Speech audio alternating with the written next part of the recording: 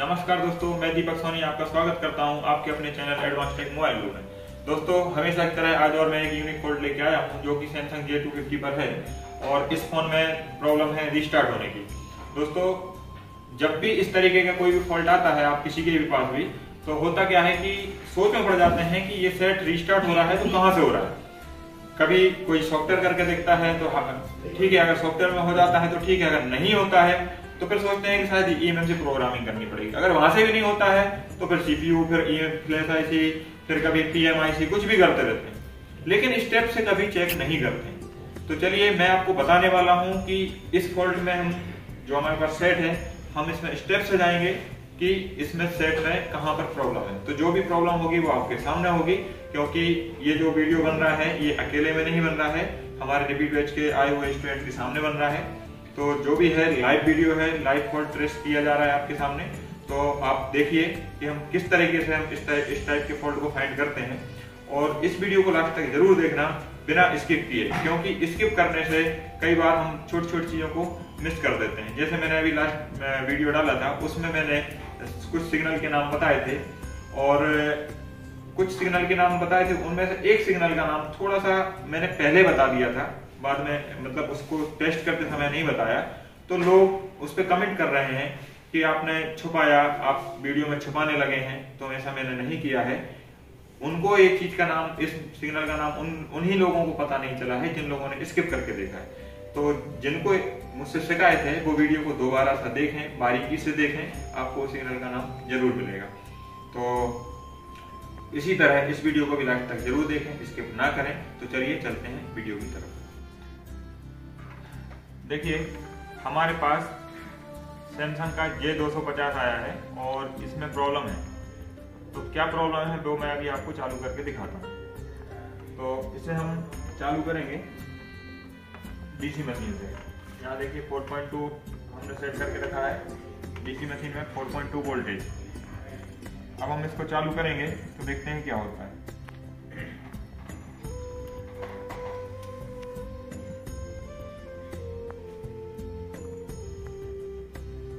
ये सेट चालू हो गया। वहां पर भी रीडिंग 415, 600, 700 तक जा रही है और सेट चालू हो रहा है।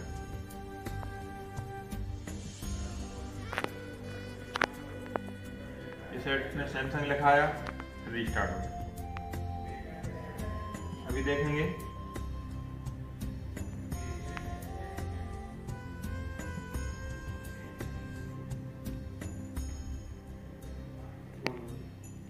चालू होगा, फिर रीस्टार्ट होगा।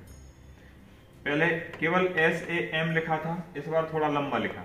अगली बार देखते हैं और कभी ये SAM पर ही रीस्टार्ट हो रहा है, कभी पूरा सैमसंग लग के रीस्टार्ट हो रहा है। मतलब एक फिक्स टाइम पे नहीं हो रहा है, कभी कम कभी ज्यादा। मतलब इसकी जो टाइमिंग है रीस्टार्ट होने की वो कम ज्यादा हो रही है। अगर इस कंडीशन में रीस्टार्ट हो रहा है जहां पर टाइमिंग अलग अलग है रीस्टार्ट की, तो ये सॉफ्टवेयर से तो नहीं हो सकता। अगर सॉफ्टवेयर से होता है तो टाइमिंग फिक्स होती है रीस्टार्ट होने की, एक फिक्स टाइम पे रीस्टार्ट होता है जब सॉफ्टवेयर से दिक्कत होती है। क्यों?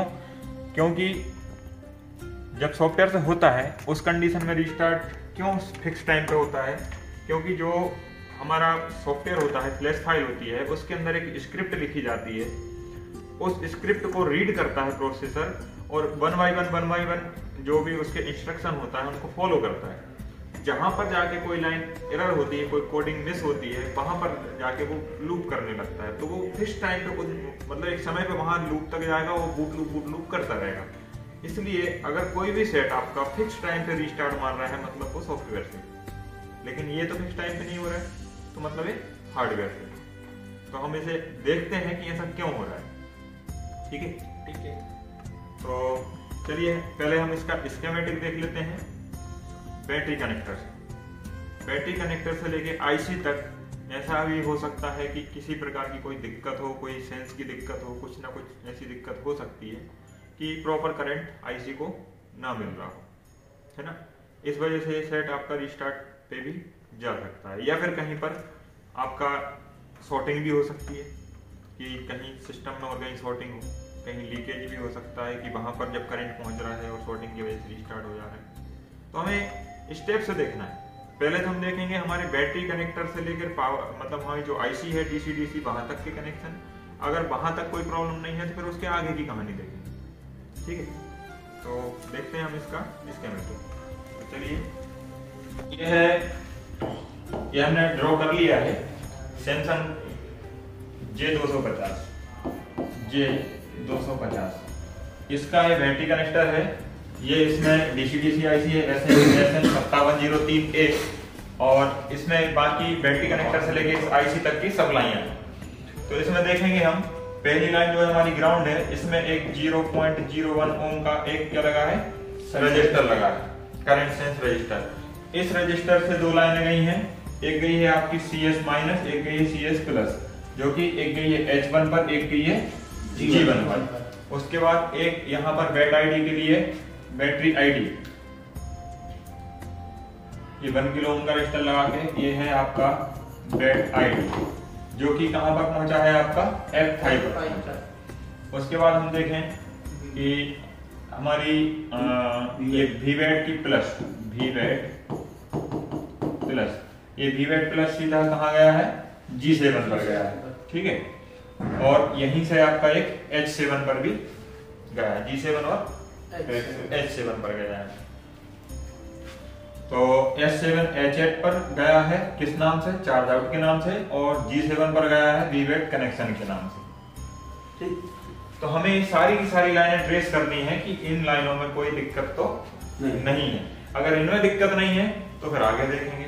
इनके बाद अगर इनमें कोई दिक्कत नहीं है तो आईसी चेंज करेंगे। आईसी चेंज करने से नहीं होता है तो फिर हम आगे देखेंगे कि आगे कोई लाइन में कोई दिक्कत तो नहीं।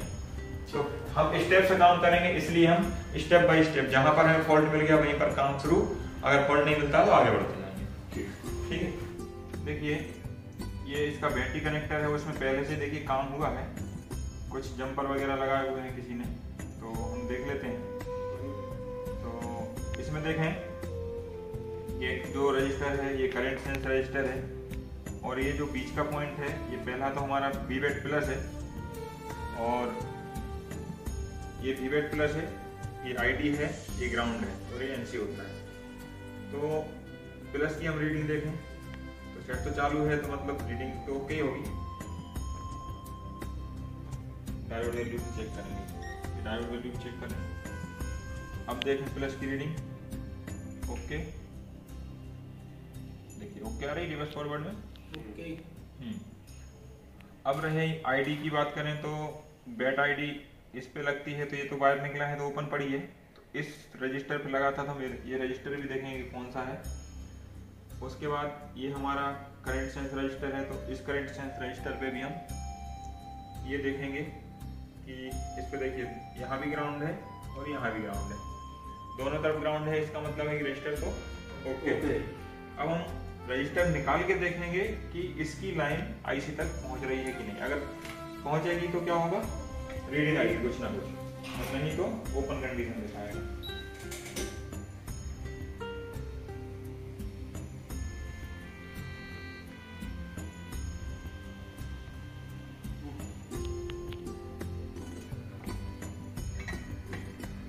अब हम देखेंगे इसके दोनों पॉइंट पर एक पे ग्राउंड आना चाहिए, तो इस पे देखिए ग्राउंड आ रहा है, और इस पे कुछ रीडिंग आनी चाहिए, तो किस रीडिंग आ रही है, आ रही है रीडिंग, ठीक है।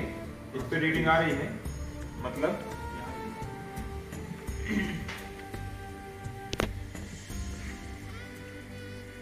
इस पे रीडिंग आने का मतलब हुआ कि आईसी से ये लाइन कनेक्टेड है।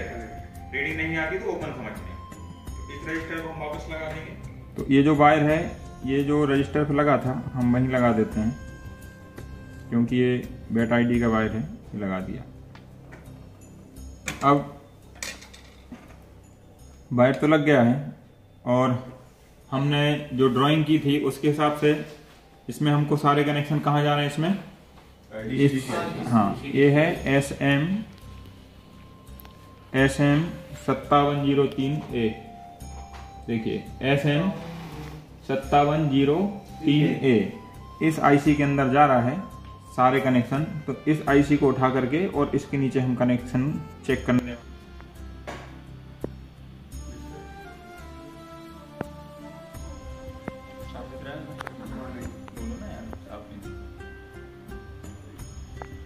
तो ये आईसी पे पहले ही काम हो चुका है, किसी ने बदल के देखी होगी, क्योंकि इसकी नीचे से पेस्ट निकलता है, लेकिन हो सकता है कोई और दिक्कत हो, हम देखते हैं।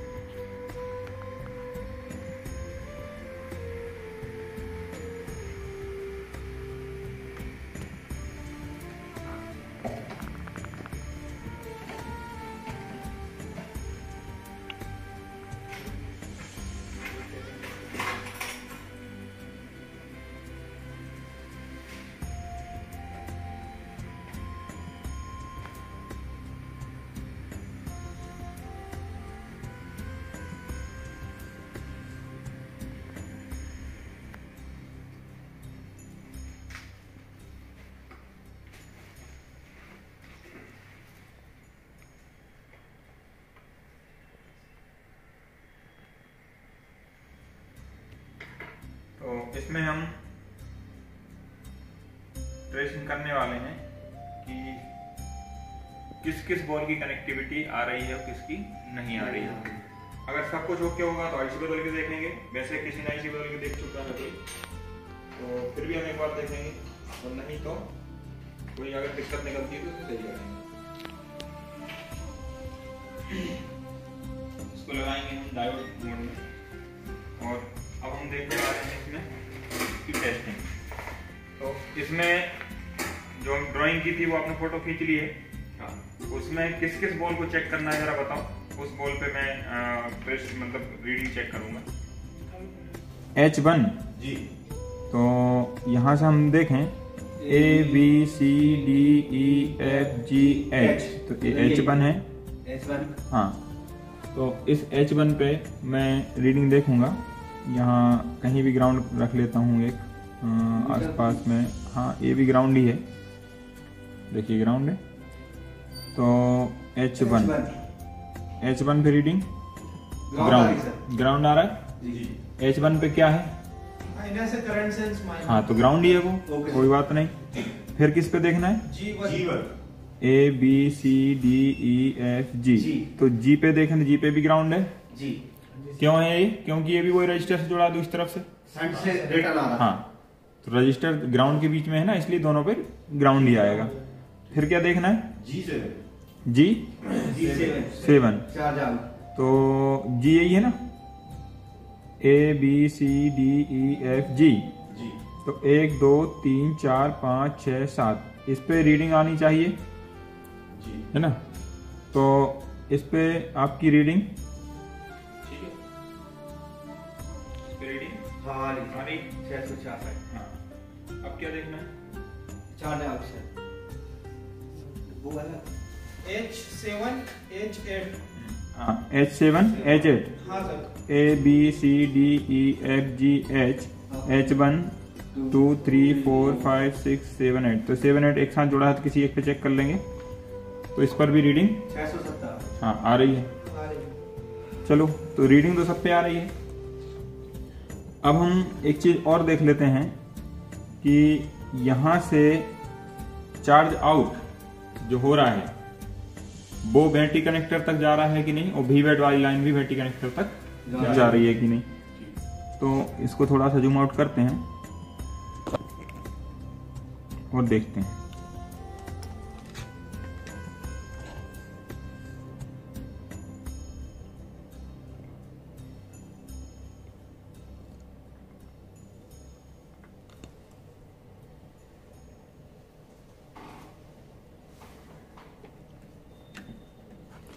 तो यहां से ये चार्ज आउट है, तो इसको मैं बैटरी कनेक्टर से देखूं तो क्या 0 0 आ रही है, मतलब कनेक्टेड है। और ये ऊपर क्या था G7 से देखूं तो नहीं आ रही है, कुछ रीडिंग आ रही है। डायरेक्ट कनेक्टिविटी तो नहीं आ रही, कुछ रीडिंग आ रही है। तो ये जो कुछ रीडिंग है, ये रीडिंग नहीं आनी थी, यहां पर आना था डायरेक्ट, मतलब 0 0 डायरेक्ट कनेक्टिविटी आनी थी। तो यहाँ पर कनेक्टिविटी नहीं आ रही है, तो यही प्रॉब्लम भी हो सकती है, क्योंकि एक लाइन तो जुड़ी है लेकिन मेन लाइन नहीं जुड़ी। चार्ज आउट की तो जुड़ी है कि हाँ ठीक है चार्ज लगाओगे चार्जिंग दिखाएगा, चार्जिंग भी दिखाएगा, लेकिन बैटरी की कनेक्टिविटी आईसी तक नहीं है, प्रॉपर नहीं है, कुछ नहीं रीडिंग है, कुछ रीडिंग जो थी वो रीडिंग नहीं होनी चाहिए, 0 होनी चाहिए, क्योंकि ये लाइन जब सीधी ही जा रही है तो बीच में कुछ रीडिंग कैसे आई? तो कहीं ना कहीं ये लाइन अंदर से ब्रेक हो गई है, जो इंटरनल जाती है सर्किट वो कहीं से ब्रेक हो गई है और थोड़ी बहुत टच है, थोड़ी बहुत उसके अंदर रेजिस्टेंस आ गई है डस्ट वगैरह की वजह से, ओपन है उसके बीच में डस्ट वगैरह आने से थोड़ी सी इसमें रेजिस्टेंस आने की वजह से सेट तो चालू हो रहा है लेकिन पूरा नहीं हो पा रहा है, जैसे लोड बढ़ रहा है वैसे ही बंद हो रहा है ना। तो अब हम एक काम करेंगे, तो हम चार्ज आउट और वीवेट मतलब G7 से, तो हम क्या करेंगे G7 से H7H8 के बीच में जंपर लगा देंगे, तो क्या होगा वहीं की वहीं कनेक्टिविटी मिल जाएगी। फिर देखते हैं प्रॉब्लम सॉल्व होती है कि नहीं।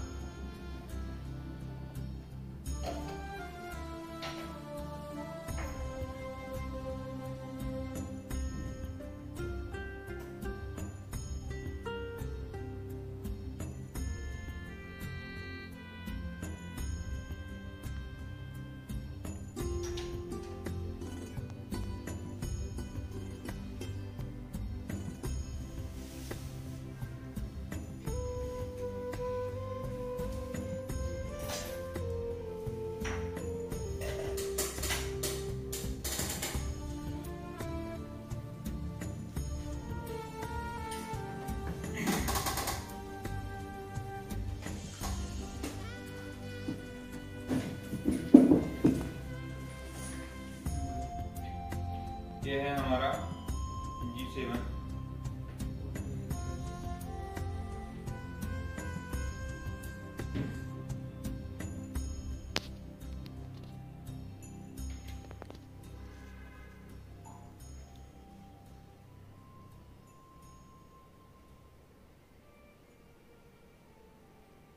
नीचे है H7।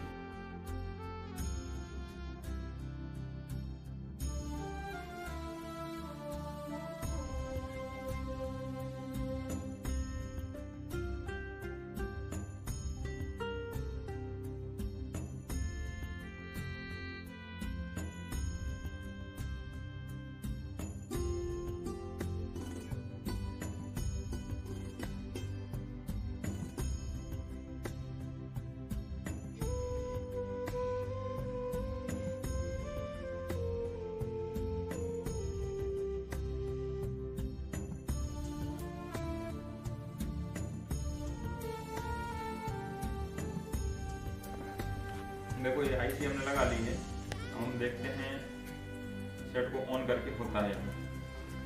तो पहले हम डीसी मशीन को ऐसे थोड़ा सा टच करके देखेंगे। कभी कभी क्या है, जैसे जंपर लगाया कहीं शॉर्ट तो नहीं हो गया, तो थोड़ा सा टच करके वहाँ देखेंगे डीसी मशीन में कि शॉर्टिंग तो नहीं आ रही है, नहीं आ रही। तो हम इसे लगा के देख सकते हैं। पावर बटन दबाएंगे तो सेकेंड बूट से रिस्टार्ट हो रहा था पहले। कुछ लोग समझते हैं सेकेंड बूट से रिस्टार्ट हो रहा है मतलब सॉफ्टवेयर की दिक्कत है ना, लेकिन सिचुएशन कि कभी एसएन से रिस्टार्ट हो रहा था, कभी पूरे सैमसंग को हो रहा था। अभी यहाँ पर पूरा सैमसंग भी आ चुका है, अभी भी रिस्टार्ट नहीं हुआ है। अब आगे देखते हैं चालू होता है कि नहीं, पूरा चालू होता है कि अभी ये बढ़ रहा है आगे। तो ये देखिए एंड्रॉइड सेटिंग पे आ गया है, तो इसका मतलब है इसमें किसी ने सॉफ्टवेयर भी करके देखा है, क्योंकि इसकी स्थिति सॉफ्टवेयर जैसी लग रही थी, तो सॉफ्टवेयर भी करके देखा होगा। हम इसे आगे बढ़ाते हैं, पूरा इसको सेटअप करते हैं।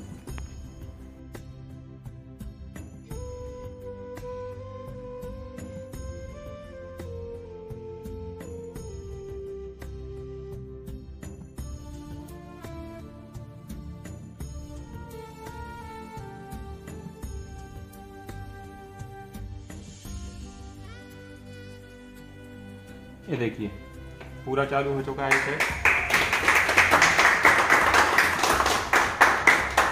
तो ये इसमें प्रॉब्लम थी कि इसमें एक लाइन जो 20 कनेक्टर की G7 तक जाना चाहिए थी, वो जा तो रही थी लेकिन प्रॉपर नहीं जा रही थी, उसमें कुछ रेजिस्टेंस बन गई थी। तो ये रेजिस्टेंस कैसे बन सकती है कि इंटरनल जब लाइन जाती है तो वो एक होल के जरिए बाहर आती है। आपने देखे होंगे होल्स होते हैं, वहां से अंदर जाती है, वो बाहर भी निकलती है। तो उनके बीच में क्या होता है, कभी वाटर ड्रॉप वगैरह लगने से, जैसे आपकी मान चलिए कि पानी लग गया छत में, तो वहां पर जब प्रेशर पड़ता है वोल्टेज का, तो वहां पर गल जाता है।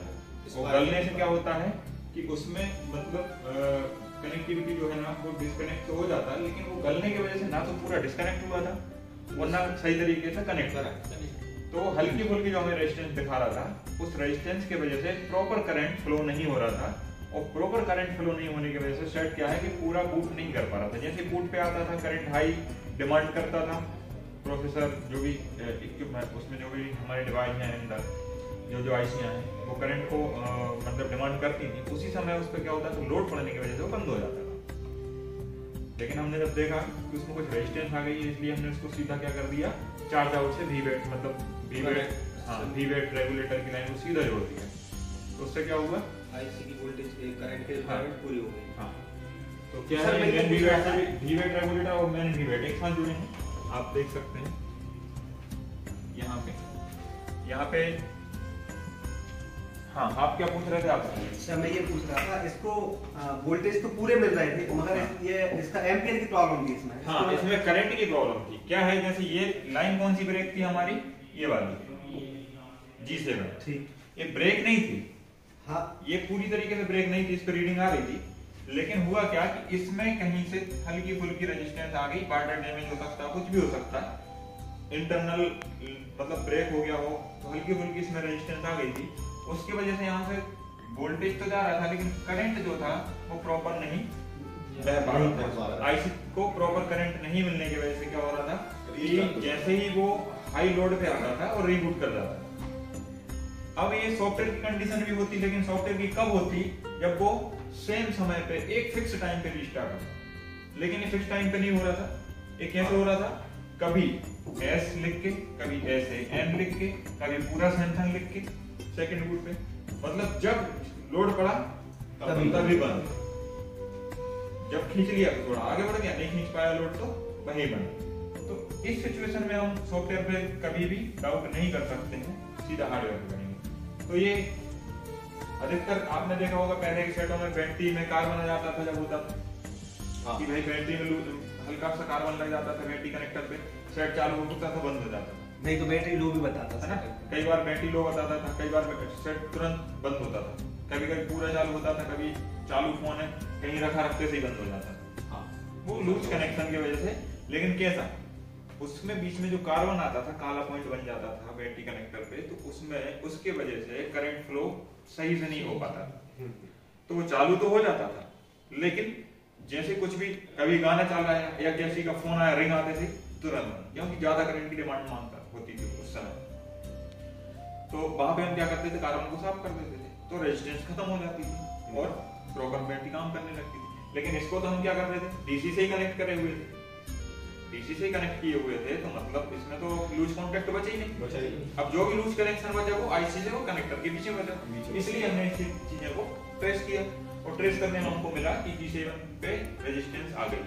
तो हमने वो रेजिस्टेंस को कुछ नहीं किया है, H7 से G7 पे हमने जंपर दे दिया अंदर इंटरनल आईसी के अंदर। तो H7 पे भी देखो कहीं ना कहीं बैटरी से ही जुड़ा है, देखो यहाँ से जुड़ा है ये वाला, तो यहाँ से जब जुड़ा है तो आप यहाँ से लेके जाओ और या यहीं कहीं लगा दो, बात तो बराबर है। तो हमने वहीं के लिए जंपर लगाया, काम हो गया, सेट ऑन हो गया, है ना। इस तरीके से हमको फॉल्ट फाइंड करना होता है। अब आया समझ में? जी सर। ठीक है, आप लोग रिपीट बैच में आए। जी जी। ठीक है, पहले आप बैच मतलब क्लास कर चुके हैं, आप रिपीट बैच में आए हैं, तो फायदा मिल रहा है कुछ? बहुत फायदा मिल रहा है, नया फॉल्ट देखने को मिला सर, है ना। नया फॉल्ट और कुछ ऐसी चीजें जो कि हम लोग नहीं पकड़ पाते हैं, वो समझने के लिए हमको मिल रही है यहाँ पे। जी। तो ये एकदम नया फॉल्ट। जी सर, बिल्कुल नया फॉल्ट सर। अभी तक हम ऐसा सोच फॉल्ट भी नहीं हम सकते हैं कि यहाँ से इंटरनल लाइन जा रही है, वहाँ से कोई रेजिस्टेंस बीच में बन सकती सकती है। तो इसके विषय में कभी जानकारी भी नहीं थी, तो नहीं मिली। रीडिंग भी आ रही थी, रीडिंग भी आ रही थी, लेकिन मैंने देखो रीडिंग पे मैं भरोसा ऐसे नहीं करता हूँ। मैंने क्या देखा कि G7 से बैटरी कनेक्टर तक कनेक्टिविटी आनी चाहिए और H7 से भी आनी चाहिए। और भाई रीडिंग तो एक किसी की भी आ सकती है ना, तो दोनों को प्रॉपर ट्रेस करो, कोई लाइन बीच में से ब्रेक भी हो सकती है ना। जी सर। इसलिए मैंने देखा तो एक की लाइन में गड़बड़ दिखी। हाँ, जैसे कि इसमें रजिस्टर बन गया। हाँ, तो वो नहीं होना चाहिए। हाँ, रेजिस्टेंस होनी नहीं। जी। वहाँ पर फुल कंटिन्यूटी कनेक्टिविटी मतलब कंफर्म होनी। बीच में कोई भी कंपोनेंट नहीं लगा ना सर, उसका कंपोनेंट है ही नहीं ना। अगर कोई कंपोनेंट होता तो उसका मान लीजिए रेजिस्टेंस कम ज्यादा होगा, लेकिन कंपोनेंट नहीं है तो रेजिस्टेंस क्यों आएगा? मतलब कहीं ना कहीं दिक्कत है ना उसमें। तो एकदम कितना टाइम लगा हमें सही करने में? 25 जो भी है आपके सामने 10 से 15 मिनट का पूरा समय लगा, है ना। फॉल्ट फाइंड हो गया।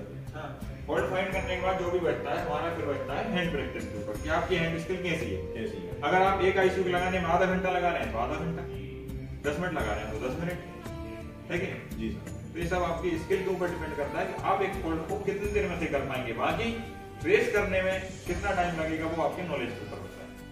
नॉलेज और हैंड स्किल दोनों ही अलग अलग चीजें हैं। जी। तो आप ये मानते हो कि हैंड स्किल ज्यादा जरूरी है या नॉलेज ज्यादा? नॉलेज ज्यादा जरूरी, नॉलेज ज्यादा जरूरी है। अगर नॉलेज नहीं होगा तो हैंड स्किल का क्या काम? किसी काम की नहीं। क्योंकि मेरे पास ऐसे लोग भी आते हैं, जो स्वाइपिंग में मास्टर है। चाहे उनको आईफोन दे दो, चाहे उनको एंड्रॉइड दे दो, वो स्वाइपिंग ऐसे कर देते हैं कि उनके लिए कुछ भी नहीं हलवा है। सीपीयू, ईएमएमसी, फ्लैश, मतलब आईफोन की स्वाइपिंग आसान नहीं है, वो भी करते हैं, फिर भी मेरे पास आते हैं। जब उनकी स्किल इतनी अच्छी है तो क्यों आ रहा है? क्योंकि कहीं कहीं नॉलेज की कमी। तो नॉलेज मायने रखता है। हैंड स्किल तो ऐसी आप यहाँ से जाने के बाद अगर मेहनत करोगे ना तो 1 हफ्ता लगेगा, जैसे चाहो वैसे हैंड स्किल बना लो। बस आपको उतनी मेहनत करनी पड़ेगी, दृढ़ संकल्प लेना पड़ेगा, मुझे ये करना है तो करना है। अगर होता क्या है, यहाँ से जाके अपने अपने काम में लग जाते हैं, पैसा कमाने में लग जाते हैं। पैसा कैसे कमाओ? पैसा तो कमा लोगे, हैंड स्किल से ही कर लो थोड़ी, है कि? तो उसमें थोड़ी सी मेहनत करनी पड़ती है और आपकी हैंड स्किल सही बन जाती है। ठीक है, तो दोस्तों कैसा लगा आपको ये वीडियो? और जिस तरीके से मैंने जो फॉल्ट को फाइंड किया है, लाइव फाइंड किया है सबके सामने, तो अगर ये वीडियो आपको अच्छा लगा हो, इससे आपको कुछ सीखने को मिला हो, तो इस वीडियो को शेयर करें, सब्सक्राइब करें, लाइक करें और बेल आइकन को प्रेस करना ना भूलें। थैंक यू, धन्यवाद, जय हिंद।